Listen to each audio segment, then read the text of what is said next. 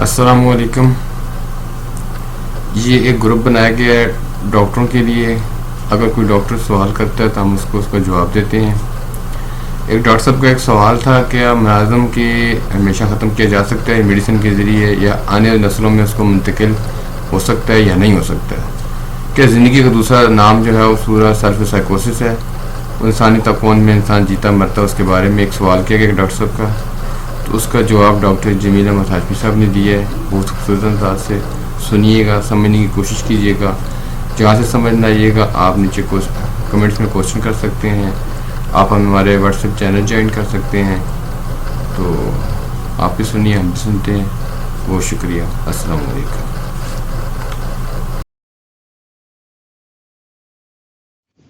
कि मिजाज की बिगड़ी हुई हालत को मियाज़म कहते हैं, या दूसरे अल्फाज में हम ये भी कह सकते हैं कि मियाज़म जो हैं वो मिजाज के अमराज का नाम है।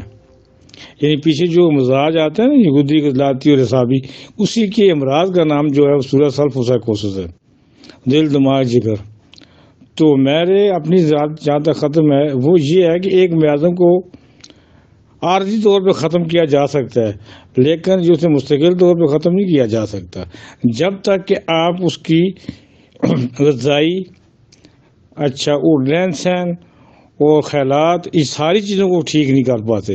यूँ ही आप उन सब चीज़ों को ठीक कर पाएंगे तो फिर मियाज़म भी ठीक हो जाएगा, वरना किसी सूरत भी मियाज़म ख़त्म नहीं होता, बल्कि नस्ल दर नस्ल ये चलता रहता है। मसलन मैं आपको एक मिसाल देता हूँ। एक घर के अंदर बहुत ज़्यादा गोश्त पकता है जी, छोटे बड़े सब गोश्त के शौकीन है और गोश्त बहुत ज़्यादा खा रहे हैं। अब जब बहुत ज़्यादा गोश्त खा रहे होंगे तो उस घर के ऊपर से लेकर नीचे तक जो बच्चा पैदा हो रहा है, ऊपर से लेकर नीचे तक वो गोश्तखोर होंगे सारे। जब वो गोश्तखोर होंगे तो उनका जो मियाज़म बनता है या उनका जो मिजाज बनता है उसे हम गज़लाती कहते हैं। वो गज़लात की तरफ से मजबूत होते हैं बहुत ज़्यादा। और जब उनका मियाज़म जो तैयार हो रहा होता है वो सफलस का तैयार हो रहा होता है। यानी जो भी अमराज पैदा होंगी वो हमेशा सफलस के अंदर पैदा होंगी। और सफलस जो होता है, सफलस और साइकोसिस, ये दोनों मिल के आते हैं। तो इस तरह उनका जो मियाज़म बनेगा, चाहे वो क्या कहते हैं वलदैन के अंदर हो या उनके बच्चों के अंदर हो, लेकिन उनके पीछे गोश्तखोरी जो है ना, मिजाजी कैफियत के अंदर गोश्तखोरी जो है वो मियाज़म को तैयार कर रही होती है। और जो ही हम गोश्त को बंद करेंगे तो आगे से मियाज़म भी बंद हो जाएगा। तो इस तरह नस्लों में से इसे तो मुंतकिल होने से बचाया जा सकता है, लेकिन अगर पीछे से खुराक भी, सोचें भी, हालात और ख्यालात भी ऐसे ही होंगे तो मियाज़म किसी सूरत भी बदल नहीं सकता। या जैसे दूसरी मैं मिसाल देना चाहता हूँ आप लोगों को, वो है असाब की। अब असाबी और दिमागी और असाबी लोग, आप जो ज़्यादातर लोग जो देहात के अंदर होते हैं वो दूध का इस्तेमाल करते हैं। बहुत ज़्यादा दूध हो गया, लस्सी होगी, दही हो गया, बहुत ज़्यादा इस्तेमाल होता है उनका। और आगे क्योंकि आजकल वर्क उनका नहीं होता, धूप के अंदर वर्क नहीं होता, वो भी आजकल छाँव में बैठते हैं। तो आप देखें वो मियाज़म क्या है, सूरज का लेके आते हैं, ठंडक का लेके आते हैं, इसीलिए उन्हें अक्सर और बेशतर टीबी जो होती है ज़्यादा पाई जाती है। आप कहेंगे मेरा ये तजर्बा है, मैं जो कुछ आपको कह रहा हूँ। देहात के अंदर जो लोग आ रहे होते हैं उनके अंदर सारी गिल्टियाँ जो चर्बी की होती है वो ज़्यादा पाई जाती हैं, जबकि वही शहर के अंदर जो लोग हैं उनके अंदर टीबी के फुदान होते हैं। लेकिन ये तो कहते हैं ना जी, बंद कमरे तो बंद फराना, तो ये तो वो उसकी वजह टीबी होती। लेकिन मेरे ख्याल में इस तरह नहीं होता, बल्कि वो दूध की ज़्यादती की वजह से, मक्खन की ज़्यादती के इस्तेमाल की वजह से उन लोगों के अंदर मियाज़म सूरा पैदा होता है, और सूरा की वजह से उनकी नस्लों के अंदर भी जो ठंडक है वो शरात करती जाती है। और क्योंकि वो पीछे से दूध को बंद कर नहीं सकते तो इसलिए उनकी नस्ल एक ही जैसी चलती है, और हमेशा के लिए वो क्या होते हैं, वो असाबी मियाज़म के अंदर उनका मियाज़म चलता रहता है और बीमारियां पैदा होती रहती हैं, जिन्हें हम सूरा भी कह सकते हैं और उन्हें मियाज़म सूरा भी कह सकते हैं। जी सर, अस्सलाम वालेकुम। जी सर, आपकी बात बिल्कुल समझ में भी आ रही है, और समझ में भी यही बात आ रही है कि हर इंसान का कोई ना कोई मिजाज या मियाज़म होता ही है। और अगर वो अपने मिजाज में कंफर्ट महसूस नहीं करता तो होम्योपैथी में या तिब में हम यही करते हैं कि उसका मिजाज या मियाज़म तब्दील कर देते हैं।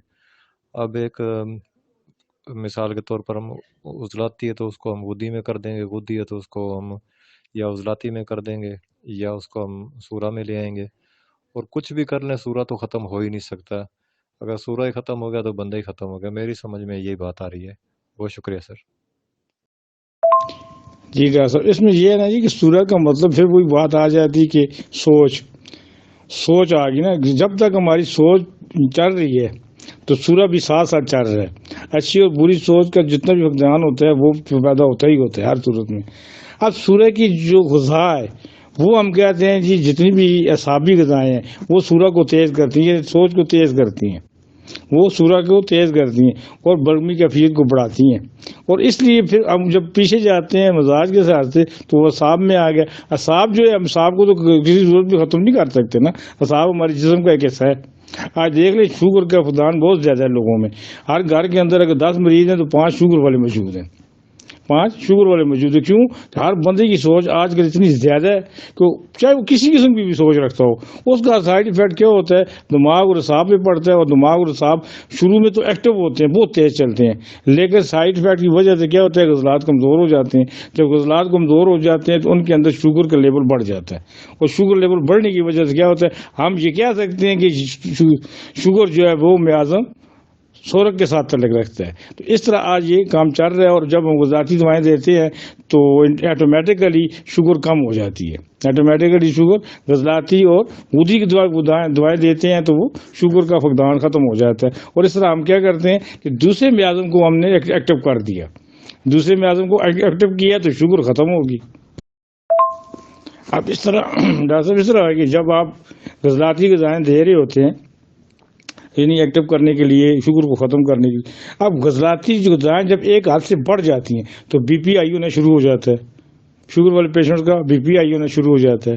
گردوں کی کیا کہتے ہیں کریٹین یوریا بڑھنا شروع ہو جاتا ہے.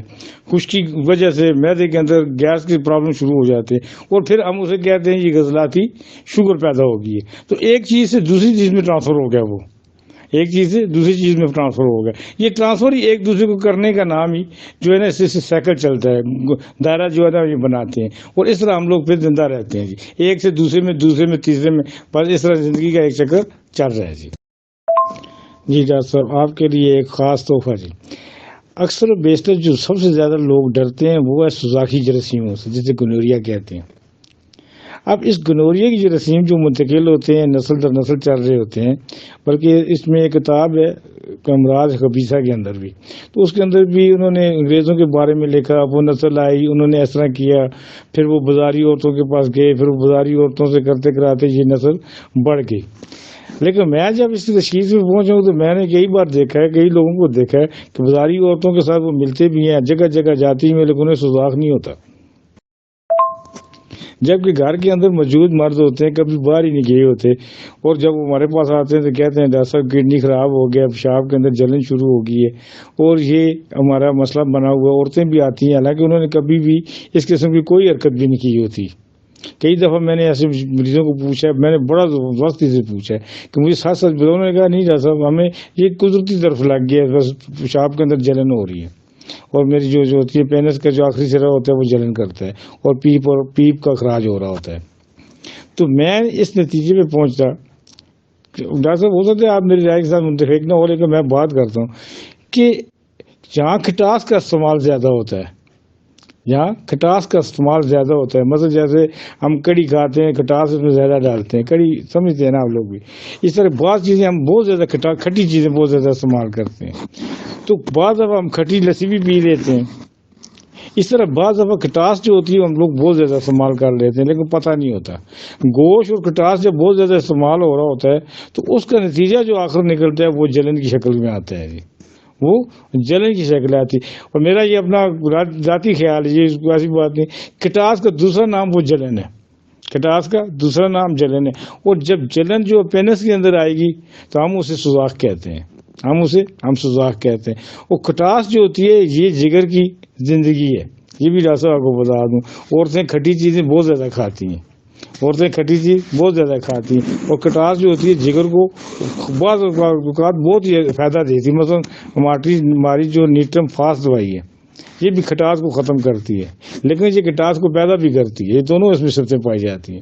تو اس طرح یہ جو سوزاک ہے نا, یہ میرے خیال کے مطابق کھٹاس کی وجہ سے پیدا ہوتا ہے, کٹاس کی وجہ سے پیدا ہوتا ہے. جب ہم اپنی ضرورت سے زیادہ کٹاس استعمال کر لیتے ہیں تو گردے جو ہوتے ہیں وہ شکیر پکڑ لیتے ہیں اور وہ کسی صورت بھی کیا کہتے ہیں سداوی مادے کو نکال نہیں سکتے اور پھر اس جلن کی شکل اختیار کر کے پھر وہ اخراج پانا شروع ہو جاتا ہے اور وہ اس کا جو اخراج پاتا ہے اس میں پیپ اور جلن یا RBC یا یہ چیزیں بھی آنا شروع ہو جاتی ہیں اور اس طرح ہم اسے سوزاک کہتے ہیں.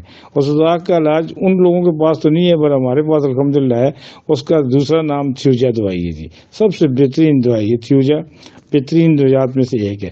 کینسرس دو نمبر دوائیات میں سے ہے لیکن شدت اپنی اپنی ہوتی ہے اور اسٹڈی بھی اپنی ہے. بہت شکریہ ڈاکٹر صاحبان جنہوں نے ہماری ویڈیو دیکھی ہے. اگر کسی ڈاکٹر کے ذہن میں کوئی کوشچن ہے تو وہ کمنٹس میں جا کے کوشچن کر سکتا ہے. اسی ویڈیو کے ڈسکرپشن میں ہمارا واٹس ایپ گروپ کا لنک دیا ہوا ہے. آپ ہمارا واٹس ایپ گروپ جوائن کر سکتے ہیں تاکہ آپ کو اپڈیٹ مل سکے کہ روز بروز ہمارے کیا کوشچن ہوتے ہیں, کیا باتیں چیز چل رہی ہے. اپنا بہت سارا خیال رکھیے گا, دعا میں یاد کیجیے گا. والسلام.